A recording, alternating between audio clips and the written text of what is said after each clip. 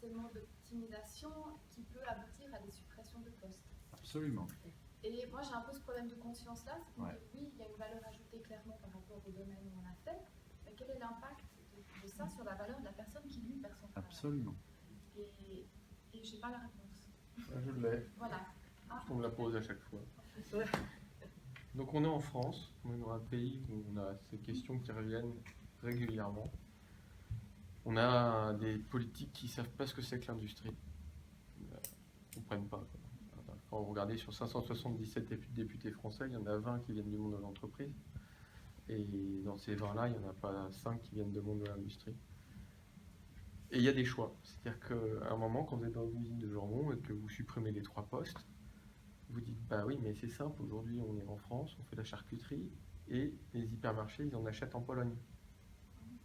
Donc le truc, c'est ce que vous voulez supprimer 2 postes et rester compétitif, ou virer 300 personnes dans 5 ans. Ben non, mais le débat, il est là. Après, en plus, la partie numéro 2, c'est que avec ces temps dégagés, on peut aussi travailler à faire de l'innovation et d'autres choses. Donc c'est pas forcément des postes détruits, c'est du temps dégagé. C'est pas les mêmes qualités. Quelqu'un Non mais alors là, moi, je ne crois pas aux gens débiles qui savent pas évoluer. Ça, c'est... Vous savez, les gens, ils sont beaucoup plus... Enfin, ça, c'est un truc de management français où on dit les gens, ils savent pas évoluer, tout ça, et c'est pas vrai du tout. Poser la question, effectivement, comme ça, c'est se dire aussi, en termes de management complet de l'entreprise, je n'ai regardé qu'un petit bout du problème. Or, moi, en tant que manager, c'est une entreprise entière que je pilote. Donc, il faut que je regarde mon entreprise entière. Et je peux tout à fait, sur un secteur, enlever 3 postes.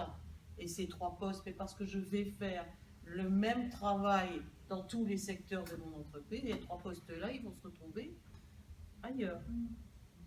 Il ne faut pas être... Enfin, notre méthodologie marche sur un système.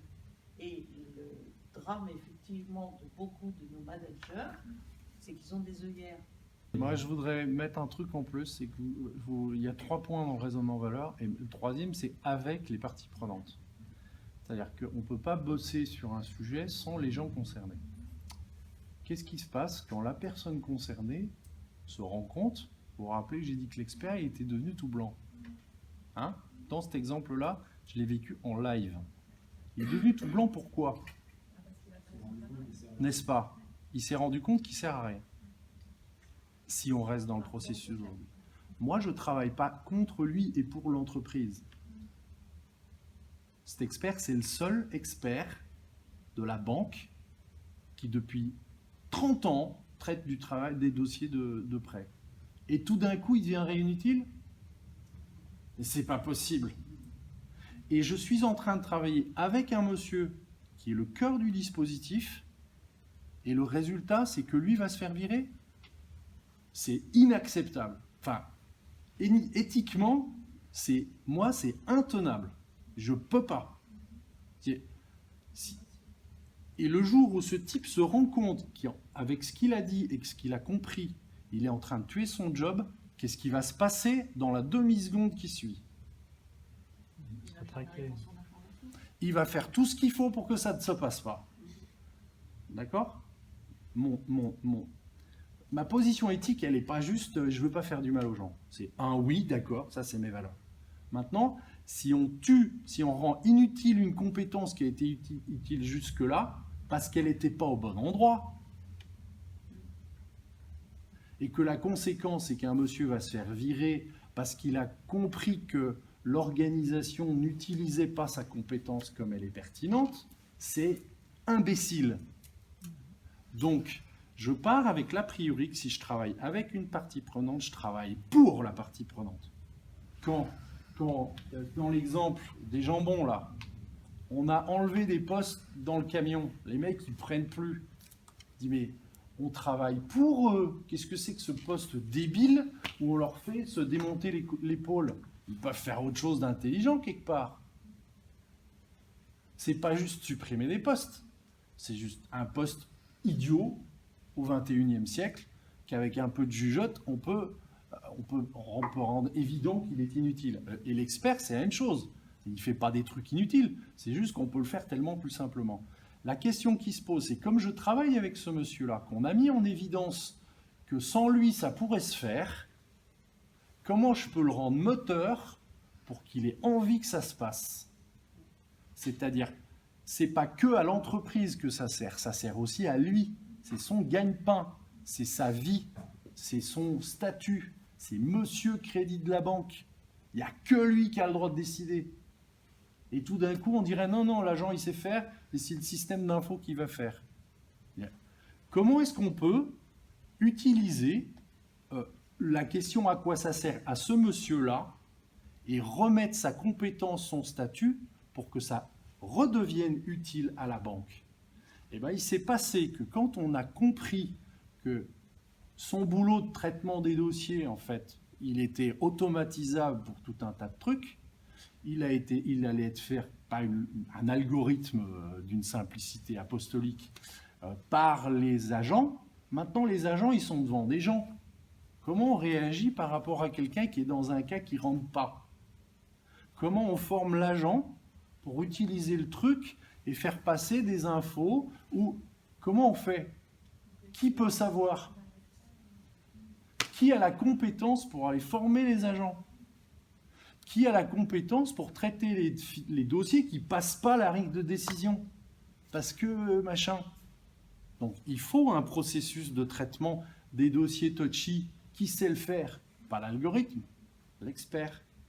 Donc l'analyse, elle va vraiment juste dans cet aspect-là. Dans le point de départ de l'analyse, le processus sert à quoi? Il sert à qui? Et qui sont les parties prenantes? Donc j'ai besoin des parties prenantes qui sont dedans parce qu'ils vont me dire à quoi sert le process. Et le process sert aux gens. Qu'est-ce qu'ils cherchent? Qu'est-ce que vous voudriez faire demain si jamais on met en évidence que c'est plus à vous de faire ça, qu'on peut automatiser le truc? Monsieur l'expert, qu'est-ce que vous voudriez devenir? L'expert de la banque statutaire? Alléluia! Vous voulez aller dans les réunions, vous n'avez pas le temps d'aller parce qu'il y a les dossiers qui vous attendent? Retournez-y! Ce n'est pas des réunions où vous êtes inutiles. Vous êtes le seul expert. Vous voulez représenter l'expertise de la banque? Représentez. Vous voulez traiter les cas tordus? Faites, vous avez le temps. Vous n'êtes plus pollué par tous les dossiers que vous traitiez par-dessus la jambe, parce que de toute façon, c'était tellement évident qu'il n'y a pas besoin d'être expert. Là, je viens de finir une étude sur un processus commercial des commerciaux qui vendent des meubles, d'une industrie qui vend des meubles. On a remarqué que 50% de leur temps, c'est du temps administratif à tamponner des papiers, à refaire des tableaux Excel qu'ils ont ailleurs, etc. Donc à la fin, on gagne 50% de leur temps. Si je suis chef d'entreprise, je dis, j'en vire la moitié. D'accord? Ça, c'est réellement débile, cost killer. L'autre truc, c'est de dire, oui, mais qu'est-ce que vous feriez de ce temps si je vous donne 50% de mon temps en plus? J'irai voir les magasins. J'ai plein d'obsolètes que je ne sais pas vendre parce que je n'ai pas le temps de les vendre et je pourrais les vendre. Je pourrais augmenter, aller chercher des nouveaux marchés. Donc en fait, tout ce temps, c'est de la création de valeur. Donc on ne vire pas des gens. On même rend gars, le temps utile. Il va produire 2 fois plus. Il va rentrer 2 fois plus. 2 fois plus grave. Et en plus, il sera mieux. Parce que ça le fait pas rêver de tamponner des papiers, de refaire des fichiers Excel. Et c'est le premier à demander au patron, s'il vous plaît, allons jusqu'au bout d'études d'analyse de valeur, mettons en place le truc informatique. C'est lui qui le supplie à la fin. C'est pas le patron. Et alors que quand vous écoutez le patron au départ, il vous dit ouais, ils sont un peu réticents, changement et tout. C'est les premiers à le demander. Si vous allez chercher leur motivation, ils vont devenir moteurs. Mais il faut y aller avec le cœur, quoi. Il faut y croire. Enfin, c'est pas juste on est là, oui, non, on va pas, on fait une réorg, mais non, on va virer personne. Non, il faut surtout pas. Non, on va vérifier. Surtout qu'ils participent. Bah oui. Ça implique que dès le départ, vous fassiez parler le chef et qu'il l'explique ça au départ. Qu'on n'est pas là pour juger le passé et des trucs absurdes, parce qu'on en trouvera plein des trucs débiles, et qu'on n'est pas là pour virer les gens, mais pour dégager de la valeur.